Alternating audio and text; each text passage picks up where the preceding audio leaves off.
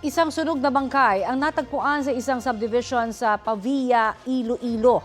Sa Cebu City naman, iniimbestigahan ang pagkamatay sa loob ng kulungan ng isang person deprived of liberty. Balitang hatid ni James Agustin. Mga pasasahita, sugat at namamagang pribadong parte ng katawan. Yan ang tinamo ng lalaking person deprived of liberty na natagpo ang nakahandusay sa Cebu City Jail. Base sa death certificate, sudden cardiac death due to acute coronary syndrome ang ikinamatay ng PDL.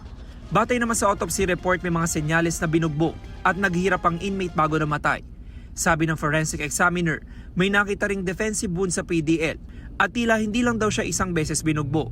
Ayon sa Bureau of Jail Management and Penology Region 7, nagpapatuloy ang imbestigasyon nila sa pagkamatay ng lalaking PDL na may kasong statutory rape.